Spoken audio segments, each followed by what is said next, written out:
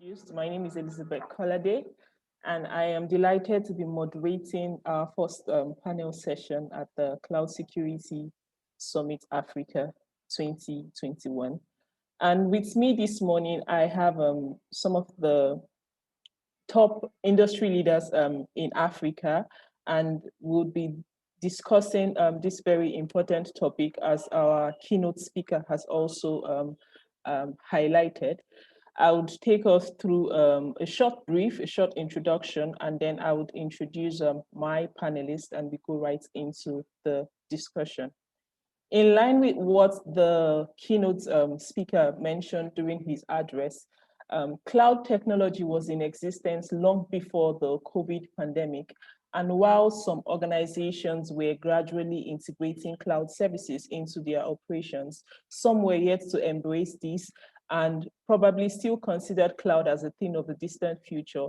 However, with the pandemic came the leading of transformation of our normal business processes and procedures, which then forced businesses to migrate to the cloud.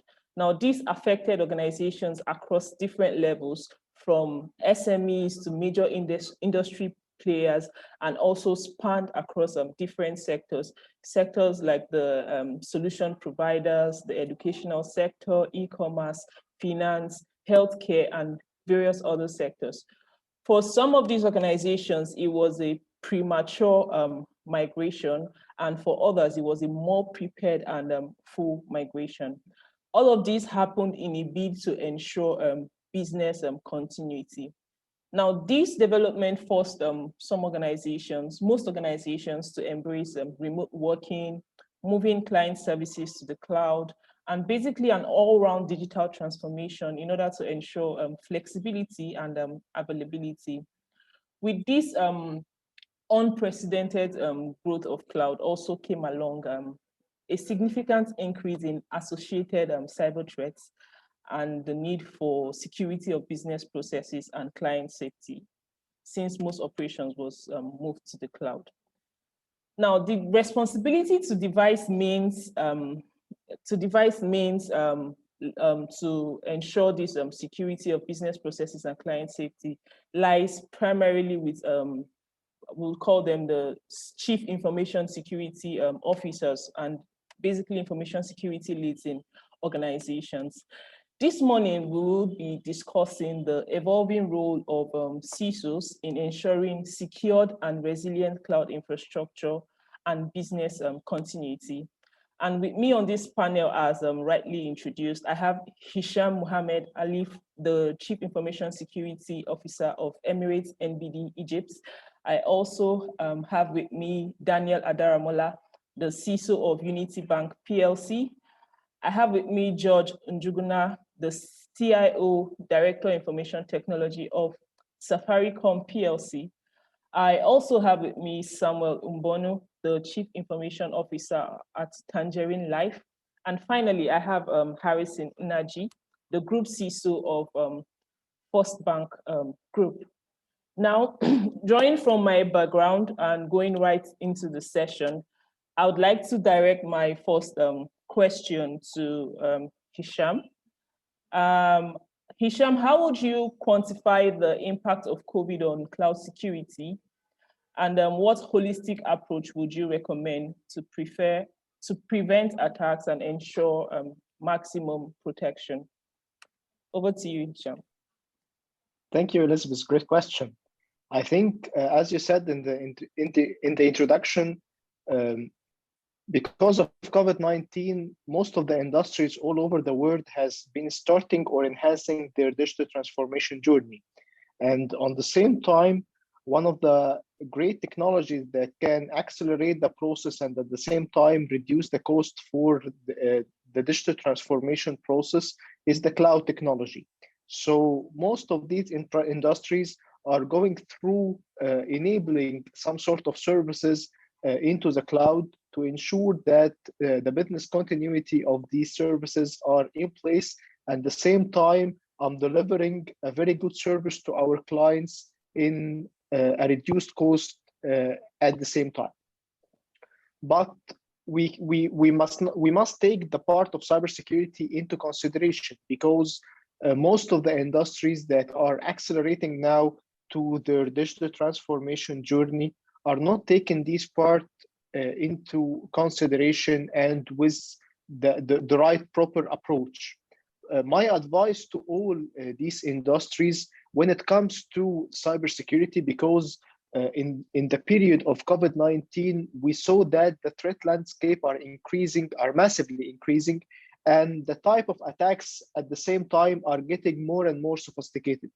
So my advice to all the organizations and all the industries, when it comes to cloud, you must consider at first place all the regulations and requirements put in this region or in this location. I think in our region in Africa and Middle East, we have lots of regulations talking about the cloud security. So this part must be taken for sure into consideration. And at the same time, we must ensure what type of service that are enabled on the cloud and what type of information that is exposed to such technology. One of the very, very important point also, the agreements between these organizations and cloud service providers. We must ensure in these agreements that all the clauses that are protecting the information are in place, and in case of any information disclosure or any data leakage incident, there is a proper controls applied to ensure that these information are protected and are secured, and we cannot face any kind of these issues. So again, we must take the part of regulations and requirements located in our regions and our countries. We must ensure that the security maturity level applied in our organization are implemented also in these cloud service providers. And by this approach, I think we can deliver these type of services in a cloud manner, but at the same time in a secure way. Thank you, Elizabeth. Thank you very much for that very insightful response. I'll come back to you, but quickly, I would like to ask George, what would you say are some significant barriers to better security? Putting cloud in context now, how can we overcome some of these challenges as an industry? Thank you, Elizabeth, and thank you, fellow panelists and attendees. So a couple of things to come. I think one of when you talk to a lot of CIOs, CISOs, a common legacy challenge used to be just how the landscape is so vast and large. And then you got all this innovation and digital disruption. So you're deploying then perhaps also a lot of channels. Then at the same time, as you said, the threat landscape is changing significantly, as also more customers and your own employees are now involved in digital skills as well as digital deployments that are happening on cloud. So one of the key important things becomes knowledge and upskilling. So how do you share knowledge to your customers as well as to your staff? How do you upskill? How do you have digital trust fast, even with your developers? I run a team that has close to 400 developers. How do they build for safety and understand it's not just about getting a new release out or getting a new app to the market? How is digital trust embedded in it and safety? Then the third thing is ensuring that we're making a case and using examples. Some of them have been mentioned. Some say even every 39 seconds, there's a cyber attack. If we look at the number of attacks we block on our firewalls and intrusion prevention systems, they're in the millions. So how do you then make a case to the board and to senior leadership to also invest in the tools? Because people alone are not able to do it. And then the fourth thing is, how do we collaborate? As an industry, many times when you're attacked, and I've been in financial services for long, before I moved into telecommunications, you're attacked and you die alone. And the same attack is used on your competitors. But then how do we collaborate within the country, the region, the continent, to actually come together the way the cyber attackers are coming together, so that we have a united front and we're able to improve our posture, that we are not finding ourselves being hit once, multiple times by the same type of attack, but we actually can create a common defense as organizations. Thank you very much, Judge. Three things that I picked from what you said, also resonating with what the keynote speaker mentioned. There's a need for us to embed digital trust into security. There's a need for buy-in from senior leadership, and we cannot overemphasize the need for collaboration. As you rightly mentioned, that is very key. And if we want to go very far and record maximum progress and impact, we need to come together and act on a unified front.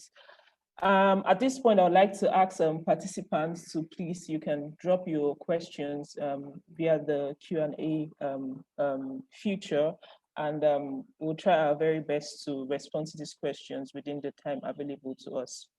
Now, I'll direct my next question to Harrison. With the need for organizations to migrate to cloud, I mean, we have been talking about cloud migration. We have seen the importance and the need for organizations to migrate and adopt cloud. What possible strategies can organizations explore towards adding a zero trust security model?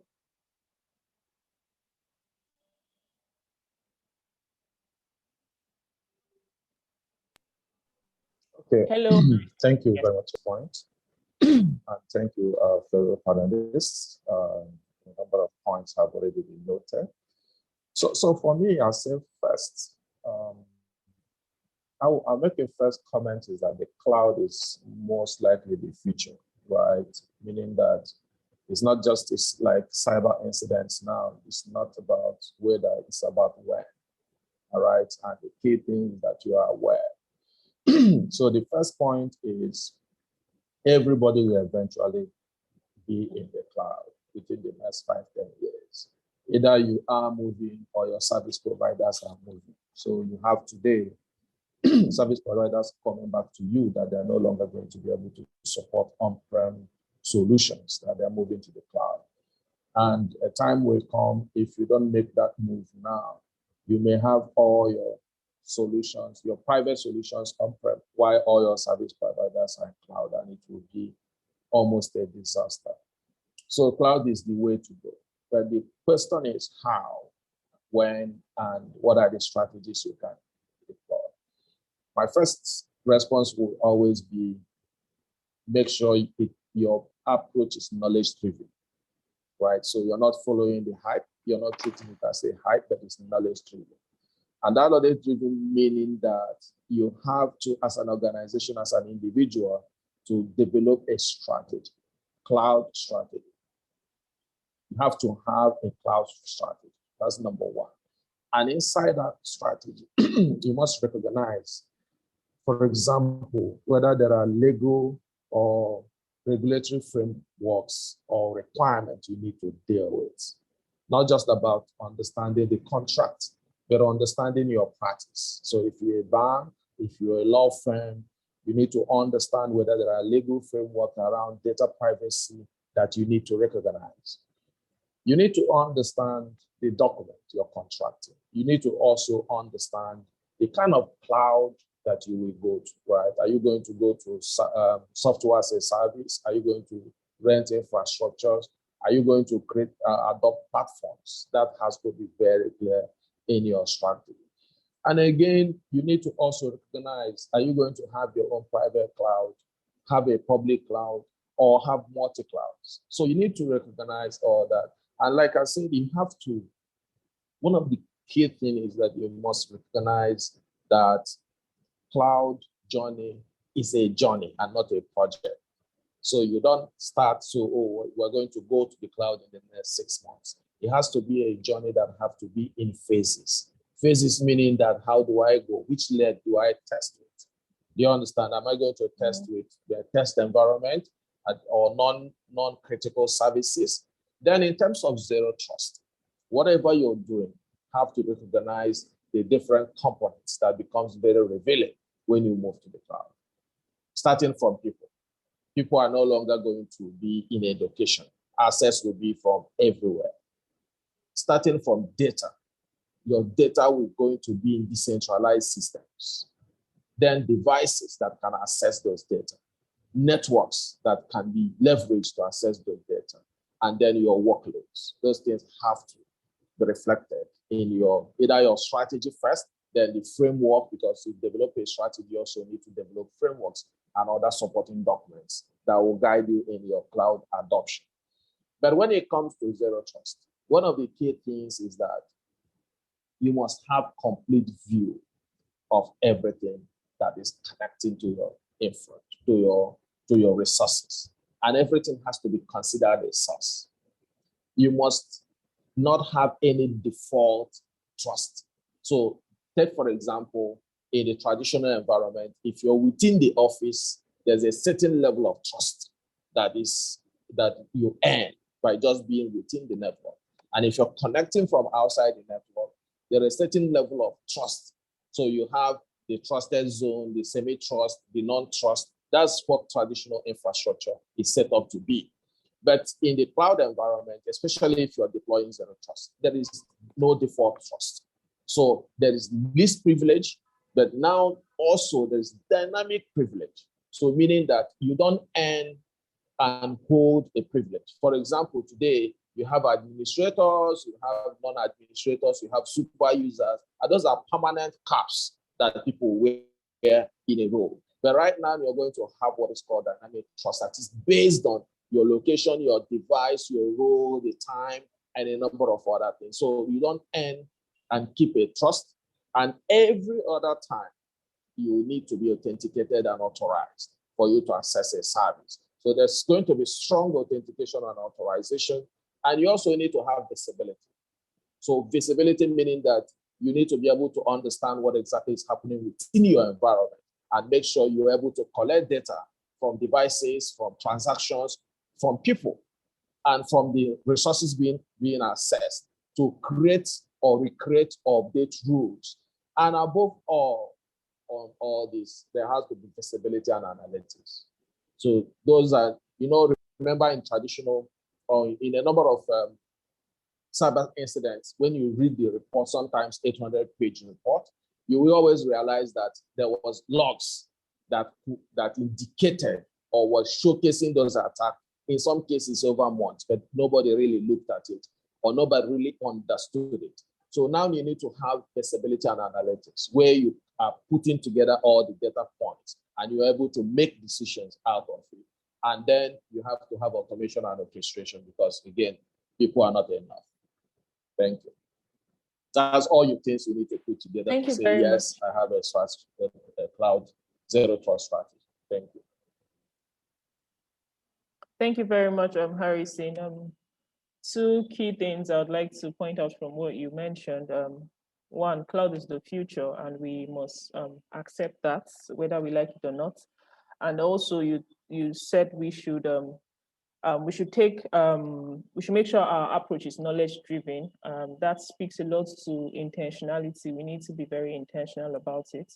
While we have been forced to migrate to the cloud and adopt cloud operations, we need to be very strategic. We need to be very, very intentional about it. We cannot afford to just do it because everybody is doing that. We need to adopt things as it applies to us as individuals and as an organization. Now I'll move over to Daniel. From our conversation so far and considering the current realities, we have mentioned that cloud is here to stay and we need to work our ways around that. As a CISO, what are some key priorities that you would say CISOs and CIOs should focus on at this time, putting our current realities into perspective and where we are going to in the nearest future? What are some key priorities that we should take into consideration? All right, thank you, Elizabeth. Just to confirm, am I audible? Yes, you are. Fantastic, all right. Thank you so much for that, for the question. And also thank you for the organizers of this platform. I think this is the second or third year this is going, or probably even more.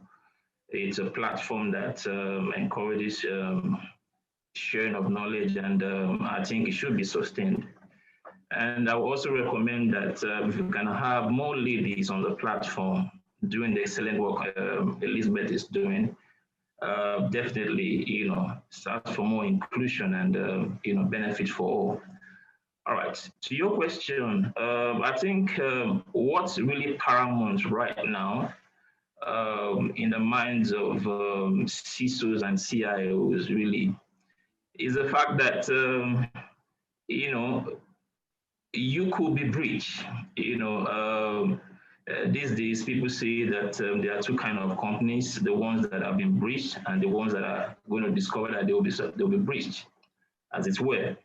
So for me, what should be topmost is a top-notch resilient plan, to bring you back to service should there be an incident, relating to your organization. I think for us, that's really paramount right now. And there are different styles of resilience you can look at. The one that can cut across your entire enterprise based on the priority of service you're looking at. And to make that happen, there are several components that makes up your resilience infrastructure. It's not just the infrastructure alone, the hardware and the software. The people that cut across that chain, which includes even your business services people, also your corporate communications people, even to the top management. So that line of communication around, your resilience chain is actually very key. With that in place, whenever you breach or whenever maybe an incident happens, it's easier for you to ensure business continuity, serving the customers that,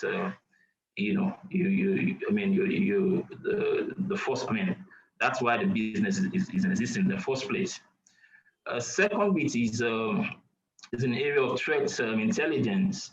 I think it was George that mentioned a while ago, it's very important for us to learn from other institutions because it's the same threat actors we're dealing with. And we're seeing increasing occurrence of threat actors coming to Nigeria, particularly in Kenya, for example. We've seen data, and also in Nigeria, So with the knowledge of what the threat actors they're doing in other, establishments, and the vector they're applying and the method they're applying, it's easier for you to build on your own infrastructure, your own threat intelligence, your own infrastructure, to put, structures in place, to address what should be coming. Lastly, when it comes to the priority, is the case of awareness. And awareness, not just at the operational level, awareness at the strategic level. For me, that's one of the things that is pretty important for me in my institution. While you step up awareness for the operational guys, awareness for the board level, because for you to get their buy-in for your the investment you're going to put in place, it's pretty much important that they have the awareness of what the industry is, what's going on in the industry, and also what peer institutions are doing. So for me, those three factors, resilience, the threat intelligence, and also awareness, very important given what behoves on us as Chief Information Security Officers of today. Thank you. Thank you very much, Daniel. Thank you very much for that very insightful contribution. Before we move on, you mentioned something. We have talked about awareness, and quite a number of people look at awareness at operational level, awareness for end users, awareness for employees. But you mentioned something very critical: awareness at strategic level. Now, one thing that I know quite a number of people struggle with is getting the people at the strategic level to actually understand what exactly it is. How can we win their trust? We have talked about the need and importance for management buy-in. We have CISOs, we have information security team leaders on this call this morning.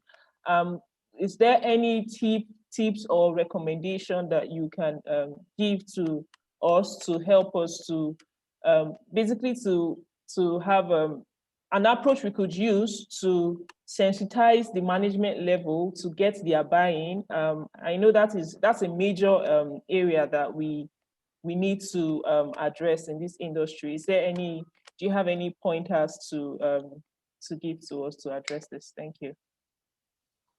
Okay, at that level, what is pretty much on the minds of your board of directors and your ESCO is really the numbers. As much as possible, you need to monetize some of the threats you've seen in cognate institution. Say, for example, an XYZ bank has been built before, and because you share intelligence, in a common front, there's a monetization of the impact of that, incident. That way, it's easier for the BOD to accept, should this happen, this is the impact in terms of money to the institution. And also, there are models we can adopt these days in communication that can relate to, should this happen within my institution, given the context of my environment, this is what to expect in terms of the impact, both money, operational-wise to the institution. Such metrics being provided on a consistent basis to the board of directors and the ESCO, it gives them an insight of what to expect. There's one thing to communicate, these are the threats, these are the whatever, you may not speak their language that way. So monetizing those threats and also providing a picture of what to expect should something happen, it gives a lot of leverage at that level. Okay, thank you very much. And before we move on from this topic, I would like to call on Hisham to say something quickly on this particular subject. Yeah, I think awareness is a very, very important topic during the part of the COVID-19 and the pandemic. And since we are talking now about the digital transformation, so the security awareness is one of the most important part that each CISO need to be taken into consideration. And as you said, one of the challenges that we are facing now is how to deliver this type of awareness to the normal staff and even for our management in each organization. And my insights regarding this part, we are, as a CISOs or information security expert, we have a role to translate our cyber risks and our challenges that we are facing to a normal language that each and every single person in the management can understand.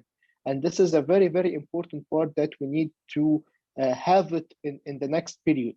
Also, one of the important things that we need to do is how to cooperate the security strategy with the business strategy in all the organization and all the companies. Finally, we need to have some sort of KPIs to measure the quality and the delivery status for these security awareness programs for all the staff in all the organizations. And we have many tools to measure the performance or the issues delivered to our staff in terms of security awareness. Thank you, Elizabeth. Thank you, Hisham. Thank you very much. Very important. It's very important that we, like Daniel mentioned, and you also said, it's important that we marry security strategy with business strategy. I mean, that's what's important to top-level management, as you all mentioned. Now I would go to my fifth panelist, Samuel. I would like to ask, with organizations moving to cloud infrastructure in a bid to ensure business continuity and support employees with the adoption of remote working, organizational security culture becomes really important. What is a recommended approach for organizations in developing a future-ready and digitally secured workforce while ensuring business growth?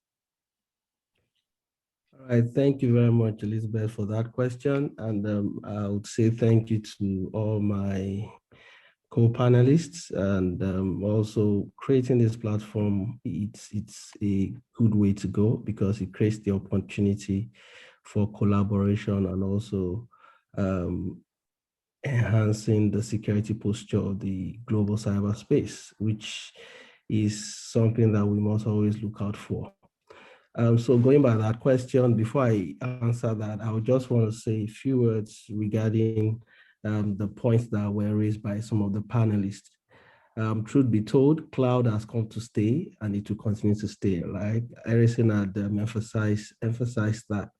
But one thing that I've realized is most of the cybersecurity professionals or leaders I'd focus more on the confidentiality and integrity bits, of the cybersecurity goal. While availability, we haven't paid a lot of attention, to that, but I think it's important we do so. I've seen situations where people move to the cloud while they focus more on the confidentiality and integrity of digital assets and data. Availability had always been a concern. And that needs to, be looked at, because no matter how secure your systems are, if they are not available for use, it doesn't really show any value that you're proposing to either your customers or your stakeholders at large. For instance, systems are hosted in cloud environment that you are not even familiar with or that you don't even know about. That's also a major concern. You also need to look at the latency between the communicating systems so that you can then have an efficient system that is of high quality and you're able to serve your customers and all relevant stakeholders. One other area is around data residency, which most people don't also pay attention to in terms of regulatory requirements, either from the regulators of the industry or regulators from the states or the nation, of focus. There are data types or data sets that have been defined to be locally resident in country and shouldn't be hosted outside, the country. So those things need to be looked at critically. The engagement with the cloud provider has to be done, asking relevant questions. Where are these data centers hosted, and what level of security have been put in place to ensure that the systems, are adequately secured. Now, coming back to the question regarding ensuring a digitally savvy and secure workforce. Truth be told, we are all aware that in the cybersecurity ecosystem, the people have always been the weakest link, and the people will continue to be the weakest link. I will say that again and again, right? So how do we then help the people to ensure that we are not falling prey of the consequence of the weakest link within the cybersecurity ecosystem? So a few of the approaches or points that we can adopt, I'll just mention them. Looking at the people perspective, we need to look at people beyond just the employee of the organization. We need to look at the people up to the users of the system, that's the customers. We need to look at the people beyond even the staff that are, full staff, full employee, contract staff. We need to look at that. And we also need to look at employees of our third party, vendors, because these people also have some level of responsibility to play in ensuring that our data are kept secure. And I'll give a typical example in one of the environments where I worked, right? We had third-party vendors. They came in to, do some work for us, and they then requested from some level of access and privilege, which was granted, right? But because they were not trained, they were not adequately informed and educated on how these assets should be used, they then began to abuse those privileges. So awareness should cut across every human being, right, that has the possibility of interacting with the system, both internal, external, third-party employees, full-time employees, contract employees, users of the system, customers, and also third-party employees. Having said that, I also think, and I want to say this, right? We are all aware that most of the cyber attacks starts with social engineering, phishing. Over 90% of the attacks start from there. And what exactly are these guys trying to do?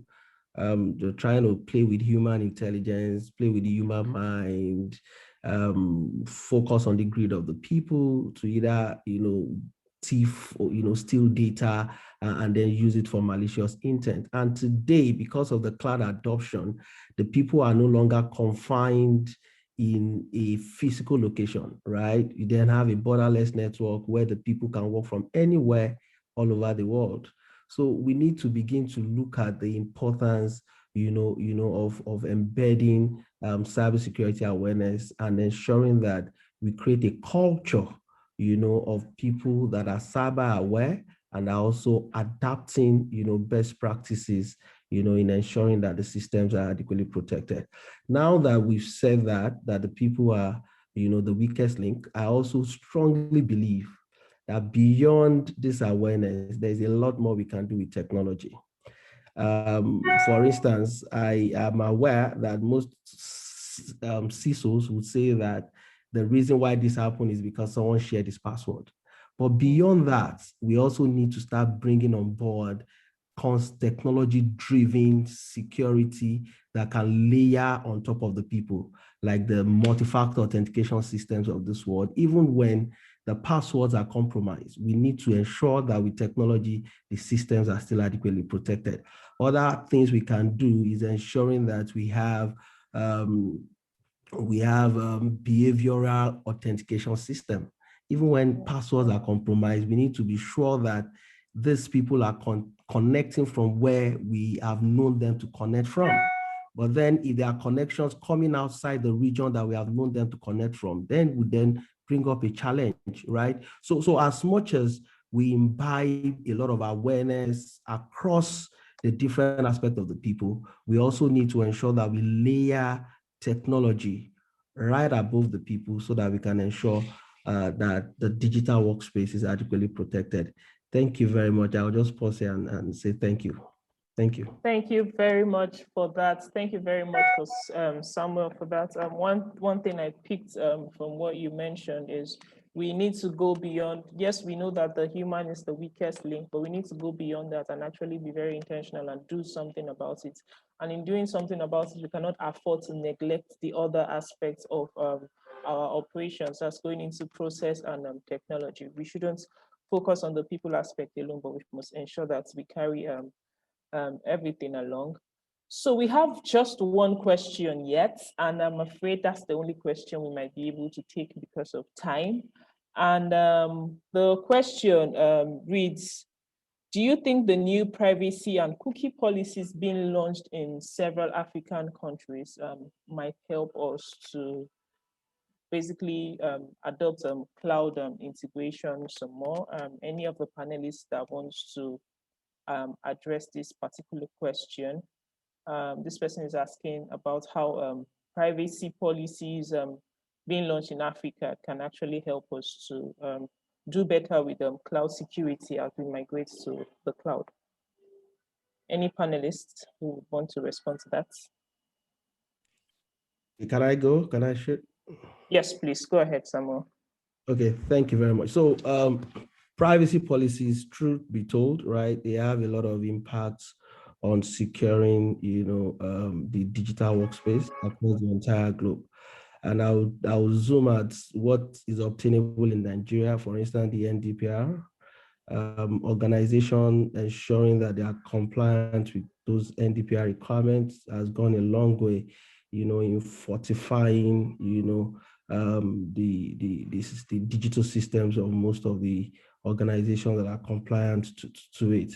So it has a lot to do because it then ensures that the data subjects and their data are adequately protected right from the point of data collection, data processing, exchange of data, and all of that. So the cookie policy we see around the consent management system, they are there to actually alert the data subjects that are providing this data on what the intention of the organization in utilizing the data. A lot of collaboration and data exchange is happening today because we need to continue to do that collaboration so that the business can be better informed in creating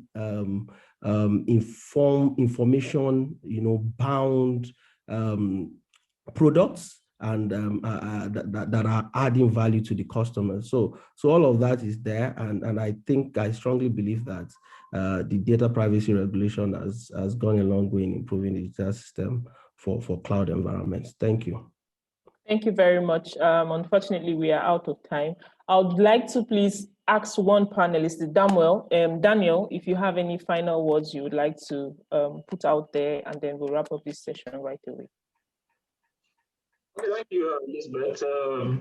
As we move towards or increase the drive towards shared services, I think it's important for this kind of platform to be sustained, a platform where we can share knowledge, we can collaborate to actually do more. And also it's important that the work of regulators needs to be acknowledged, particularly in Nigeria, for example. And I know this applies to other African countries. The drive, the move of regulators is actually making, where there's some impact that we're getting from it. Alignment of, organizational policies with the regulator framework and standard actually matters. With all of those in place, awareness, collaboration, and also, working along with the regulators, I believe to a large extent, will achieve very good mileage when it comes to security of our cloud infrastructure. Thank you. Thank you very much, Daniel. And in wrapping up, key things that I have picked up from this session, and I hope it's same for participants. Cloud is here to stay, and we must accept that reality and adjust to it. Also, it's important that we integrate our security strategy with business strategy. We cannot afford to handle them as different entities. We must ensure that they work together. Also, there is need for us to build resilience and trust in our approach to cloud security. Also very important is the need for management buy-in. And in talking about management buy-in brings us to the question of awareness. Awareness not just at operational level and for employees, but also awareness at management level. There's also need for us to recognize regulatory frameworks. And finally, there is need for collaboration. We need to collaborate to ensure that we move forward. And in the spirit of collaboration, I have dropped the link for the panelists' LinkedIn profiles. Let's do well to connect and collaborate and see how we can do greater works together. Thank you very much, everyone. Thank you, my co-panelists, for being on this session with me and sharing very insightful. Thank you, and enjoy the rest of the conference.